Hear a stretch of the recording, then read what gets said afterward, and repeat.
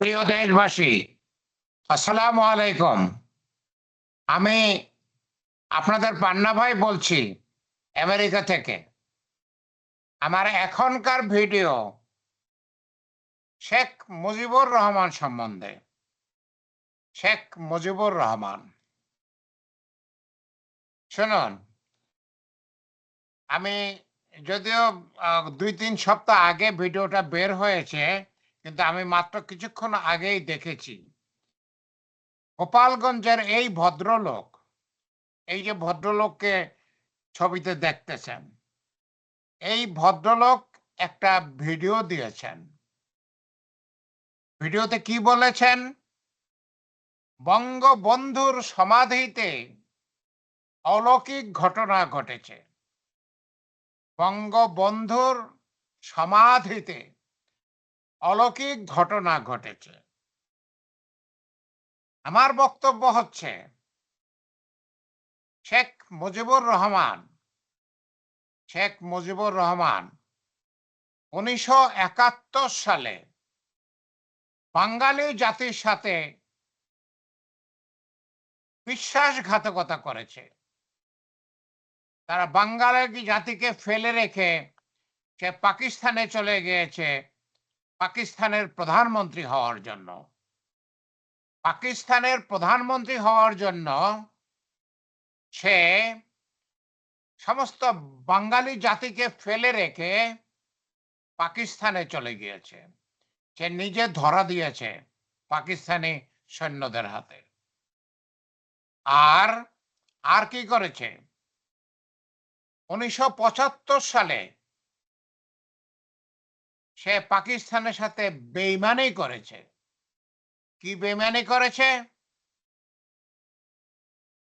বাংলাদেশ একটা স্বাধীন রাষ্ট্র ছিল, যেখানে ৫ বছর পর পর ইলেকশন হবে, মানুষ ভোট দেবে। কিন্তু শেখ মুজিবুর রহমান সেই স্বাধীনতাটা বাংলাদেশের মানুষদের কাছ থেকে কেড়ে নিয়েছে। সে কি করেছে? সে এক নায়কত্ব জারি করেছে। সে বাকশাল করেছে। সমস্ত রাজনৈতিক দল নিষিদ্ধ করে দিয়েছে। সংবাদপত্র নিষিদ্ধ করে দিয়েছে। সে সারা জীবনের জন্য প্রেসিডেন্ট হয়েছে। সে সারা জীবনের জন্য প্রেসিডেন্ট হয়েছে।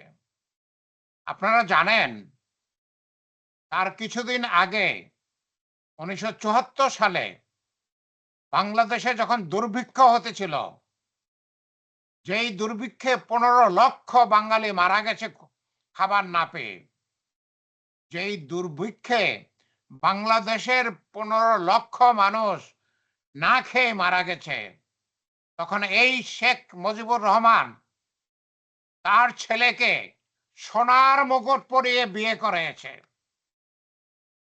বাংলার মানুষ যখন ঘরে ঘরে না খেয়ে মারা যাচ্ছে অনাহারে, দুর্ভিক্ষে, তখন শেখ মুজিবুর রহমান তার ছেলেকে বিয়ে করেছে সোনার মুকুট দিয়ে। শাহজাদা, বাদশার ছেলে। আর সেই বাদশাহ তার ১ বছর পরে শেখ মুজিব হয়েছিল। বেশিদিন টিকে নাই তার বাদশাহী। সে ছেলেকে বাদশাহজাদা বানিয়ে কিছুদিন পরে নিজে বাদশাহ হয়েছে। সমস্ত রাজনৈতিক দল ব্যান্ড করে দিয়েছে। সে চিরজীবনের জন্য প্রেসিডেন্ট হয়েছে। সমস্ত সংবাদপত্র ব্যান্ড করে দিয়েছে। এ তো সেই শেখ মুজিব। এ তো সেই শেখ মুজিবুর রহমান ১৯৭১ সালে যে বিশ্বাসঘাতকতা করে পাকিস্তানে পালিয়ে গেছে, পাকিস্তানিদের হাত ধরে।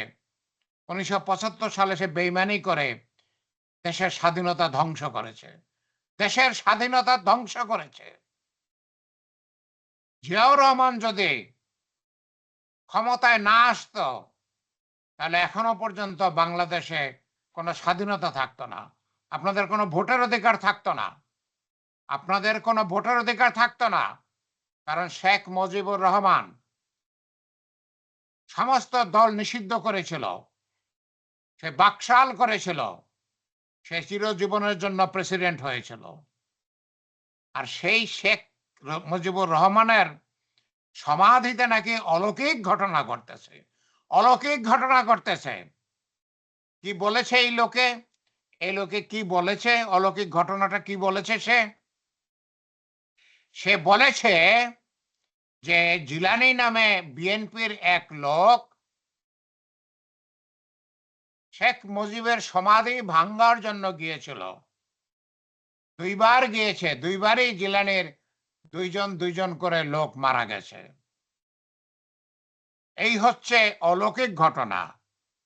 শুনুন প্রিয় দেশবাসী, প্রিয় দেশবাসী শুনুন, আমার কি মনে হয়, আমার মনে হয় কবে জানি এই লোকটাকে তো দেখতে মনে হচ্ছে মাথায় একটা পাগড়ি দিয়ে, মাথায় একটা পাগড়ি দিয়ে সে একটা মাজারের প্রধান হয়ে যাবে, লক্ষ লক্ষ কোটি টাকা কামাবে। মাজারে তো অনেক টাকা পাওয়া যায়, মাজারে তো মানুষ অনেক টাকা দেয়, লক্ষ লক্ষ কোটি টাকা কামাবে। আমার মনে হচ্ছে, আমার মনে হচ্ছে কবে যেন, কবে যেন এই শেখ মুজিবের যে সমাধি, সমাধিকে মাজার ঘোষণা করবে, সমাধিকে মাজার করে ফেলবে, তারপরে লক্ষ লক্ষ কোটি কোটি টাকা তারা কামাই করবে মাজারের থেকে। এটাই তাদের দুরভিসন্ধি। তা না হলে শেখ মুজিবের সমাধিতে অলৌকিক ঘটনা ঘটতেছে, অলৌকিক ঘটনা ঘটতেছে। সে আশা করতেছে আরো অনেক অলৌকিক ঘটনা ঘটবে। যাই হোক, আমি কোনো খারাপ কথা বলতে চাই না, শুধু খবর যেটুকু সেটুকু বললাম। শেখ মুজিব বাঙালি জাতির সাথে 1971 সালে বিশ্বাসঘাতকতা করেছে। শেখ মুজিব বাঙালি জাতির সাথে 1975 সালে বেইমানি করেছে। এটা সেই শেখ মুজিব, এটা সেই শেখ মুজিব। আল্লাহ আমাদের সহায় থাকুন, আল্লাহ আমাদের সহায় থাকুন।